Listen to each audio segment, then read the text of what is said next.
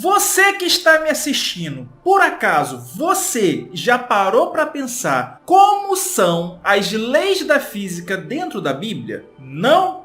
Então fique comigo até o final.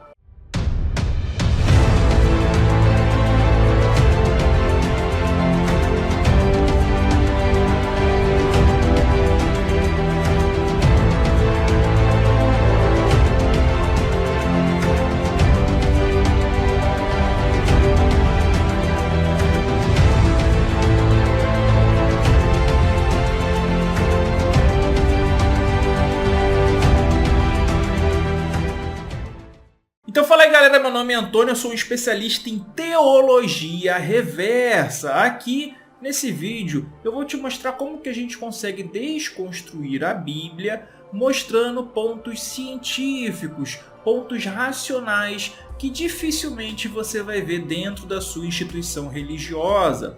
Lembre-se que aqui eu faço indagações para te estimular a pensar e raciocinar de modo ao qual você dificilmente faria em um desses locais, ok? Então vamos começar o nosso vídeo de hoje. Galera, vamos lá. A Bíblia foi escrita por volta de 2000, 2500, 2800, quase 3000 anos atrás. É óbvio que existem alguns estudiosos que vão dizer que ela é um pouco mais antiga, porém nós não encontramos evidências arqueológicas para respaldar isso, não encontramos evidências históricas que respaldem esses teóricos da Bíblia mais antiga, tá? Então, mas independente se ela é de 3.000, 3.500, 2.000, 2.800 anos atrás, o que você tem que entender sobre a Bíblia é que ela foi escrita em um contexto diferente do contexto atual, em uma época diferente, em uma cultura diferente. Ou seja, o povo daquele período tinha uma noção diferente de como o mundo, de como a natureza funcionava. Beleza? Entendido isso? Então, após você raciocinar dessa maneira, você tem que fazer duas distinções. Se a Bíblia é a palavra verdadeira de um ser transcendente, onisciente, onipotente, ela não deveria cometer erros científicos básicos, né? E erros científicos que eu estou me referindo aqui é que deveria ter na Bíblia coisas que não violassem aquilo que nós conhecemos como fatos científicos hoje, fatos naturais, né? Eventos que nós entendemos hoje, os processos que ocorrem pela lei da natureza, as leis da física, tá? Pois isso evidencia a nossa segunda questão, que eram povos daquele período que na verdade estavam interpretando, tentando dizer em seus mitos, em suas lendas culturais, aquilo que eles entendiam ser a realidade do mundo e do universo. Show? Entendido essa distinção? Então Deus não poderia errar essas coisas. Uma das primeiras coisas quando a gente abre a Bíblia, e foi o que me levou a me tornar ateu, foi a primeira página da Bíblia, foi verificar que o Sol e a Lua, ele vai surgir depois da Terra. Sim, no quarto dia. O Sol, a Lua e todas as estrelas do universo são criadas depois da Terra, o que viola tudo aquilo que nós conhecemos na física moderna, que diz que a Terra se formou ali da massa de acreção da formação do Sol e já haviam estrelas antes. A Lua é formada pelo choque de muito presumivelmente de um protoplaneta, qual é apelidado de Theia, e que formou com seus detritos a Lua, tá? Por isso que nós vemos ali na Lua, por ela não ter uma atmosfera como a da Terra, todos os processos geológicos como o da Terra, a gente consegue ver um período de grande bombardeamento. Por isso que a Lua é cheia de buraquinhos, porque ela não tem o processo da erosão. Então fica lá registrado como se fosse uma impressão digital na Lua. Então assim, tendo isso em mente, como que havia luz no universo para separar o dia e a noite? Porque o que é o dia e a noite? O dia e a noite é quando a Terra está pelo seu momento de rotação, tendo um lado voltado para o Sol e o outro lado ficando à sombra do Sol, né? Então isso faz esse efeito ao qual nós chamamos de dia e de noite. Só que os povos antigos, eles pensavam que aquela bola laranja no céu, né? E aquela outra bola branca no céu eram divindades que serviam apenas como governantes, como lumiares, que é o que a gente encontra exatamente no quarto dia da primeira página da Bíblia. Então, para eles, Então, para eles, o dia e a noite eram coisas independentes desses objetos que governam o dia e a noite. Entende? Uma outra coisa que vai contra as leis da física, que a gente também encontra na primeira página, é essa distinção de águas de baixo e águas de cima. Por quê? Para os povos antigos, as águas estavam represadas no céu. O céu é uma grande abóboda, como espelho fundido, como a gente encontra, se eu não me engano, em Jó, tá? Vai dizer que essa abóboda celeste é uma cúpula sólida e que represa as águas. Tanto que quando ocorre o dilúvio de Noé, abre-se as comportas do céu e aquela água que está lá em cima, as águas que Deus separou de baixo e de cima, jorram para a terra e inundam até a mais alta montanha. Isso também você já deve ter ouvido falar pelos teóricos da Terra plana, porque acredite você ou não, a Bíblia endossa uma visão de Terra plana. Por exemplo, o diabo, quando ele leva Jesus para o mais alto monte, ele mostra todos os reinos do mundo para Jesus, né? Mas isso só é possível em uma Terra plana, né? Em uma Terra esférica isso é impossível. Também tem aquele sonho da árvore que era tão grande que todos os reinos da Terra conseguiam ver ela. Só que aqui a gente pode pensar em uma espécie de desculpa.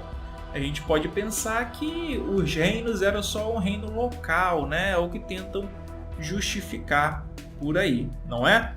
E a Terra ela ficava sobre firmamentos sólidos. Era uma visão muito parecida, galera, com os povos mais antigos da Suméria, da Assíria, da Babilônia, que até da Pérsia, né? São povos mais antigos que já tinham essas outras visões cosmogônicas. Tanto que se você pega o Enuma Elish e coloca lado a lado com Gênesis, o Enuma Elish babilônico, você vai ver que é praticamente a mesma história da criação, né? A criação ali, Deus está lutando contra o mar, o monstro marinho do mar, né? E jogando ali os seus ventos violentos, assim como Marduk contra Tiamat, a qual ele divide em dois e cria o céu e a terra. Outro fato curioso é que existe a criação dos animais, né? O Deus ele cria os animais já prontos. Eles não passam por um processo evolutivo. O ser humano ele é criado a partir do pó da terra, como se fosse um boneco de massa, a qual ele sopra o fôlego de vida e ele faz uma espécie de clonagem, retirando um pedaço desse boneco e criando uma mulher clone do boneco, que seria, na verdade, a primeira transexual do mundo, não sei se eu poderia classificar assim, porque ela contém o material genético dele. Só que isso é um outro erro, porque nós sabemos que os homens eles derivam da mulher, por isso os homens têm mamilos, tá? Eu já mostrei em outro vídeo, não custa nada mostrar aqui também, né? Mamilos é o processo feminino que foi interrompido. São glândulas mamárias, tá? O escroto do homem, você que é o homem que está assistindo, você tem aquela linha de costura no seu saquinho porque é a vagina que se fechou, tá bom? O seu pênis, o seu piu-piu é um clitóris, sabe o clitóris da menina? Que é muito bom, dá muito prazer para a mulher.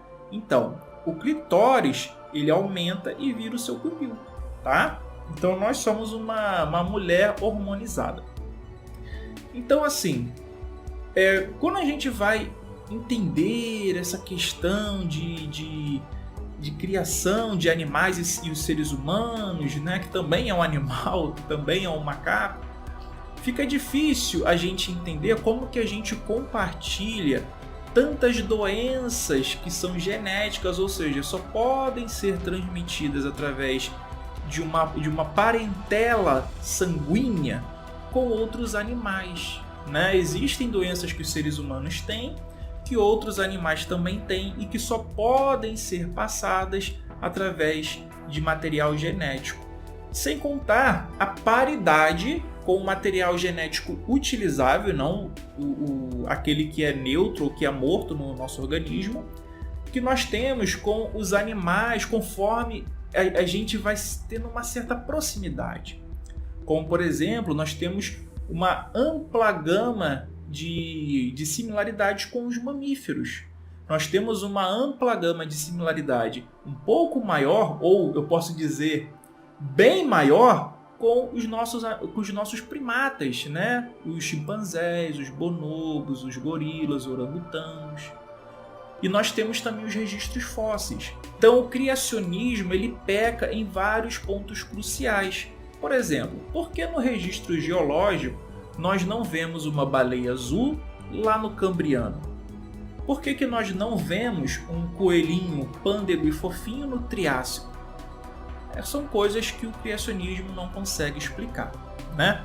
E por que nós não temos uma similaridade genética tão grande que só o dilúvio ou um jardim do Éden há pouco tempo poderiam explicar?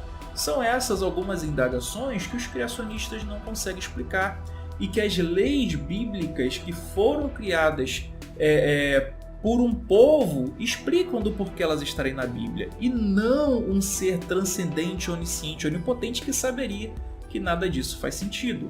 Outra coisa estranha que nós temos na Bíblia é, por exemplo, o Sol e a Lua que para durante um dia inteiro para Josué causar ali a sua matança, né? Se o Sol ele para, significa que ele está girando ao redor da Terra, não é isso? Se o Sol e a Lua param, significa que os dois estão girando ao redor da Terra. A Lua a gente sabe que sim, mas o Sol a gente sabe que não.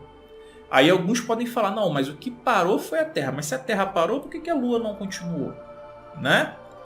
E se a Terra parasse, nós teríamos uma série de catástrofes globais acontecendo ao mesmo tempo. Terremotos, mega tsunamis, mega de quilômetros de altura, seria um colapso atmosférico, aconteceria uma série de fenômenos que certamente seriam registrados, tá? Pelos sobreviventes, por historiadores e os caramba quatro. E isso não acontece.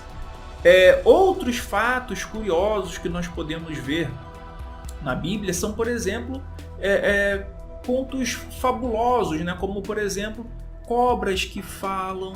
Como que elas falam se a gente não tem ali o aparelho fonador para poder falar? Será que a Bíblia se inspirou em Harry Potter ou Harry Potter que se inspirou na Bíblia? Uma jumenta que também fala, né? Nós encontramos na Bíblia. Na Bíblia nós temos gigantes, né? Sendo que é fisicamente impossível termos pessoas gigantes como descritas na Bíblia, com o tamanho que são descritas na Bíblia. Nós temos coisas na Bíblia extremamente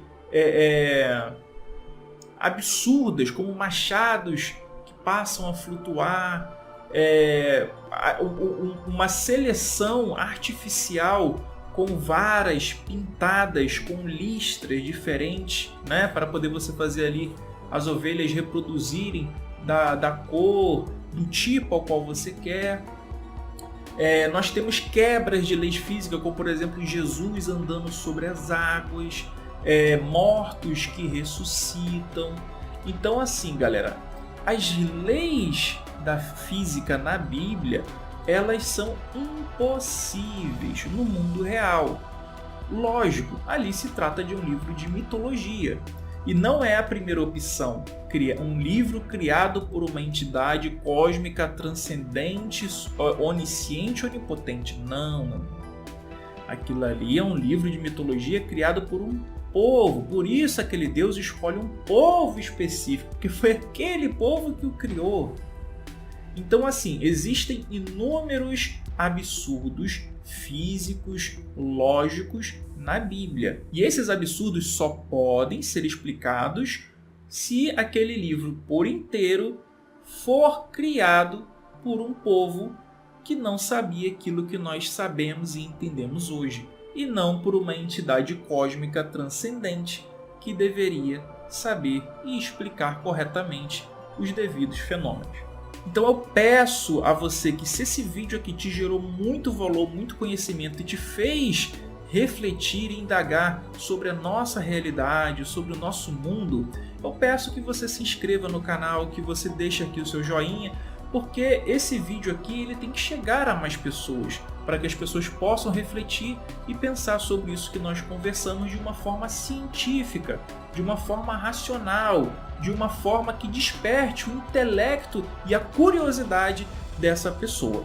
Beleza? Fiquem agora com os membros do canal, agradeço de coração a todos os membros que acreditam e apoiam o meu trabalho, e fiquem também com essas sugestões de vídeos que estão aparecendo aí para vocês. Cliquem em um deles e continue comigo.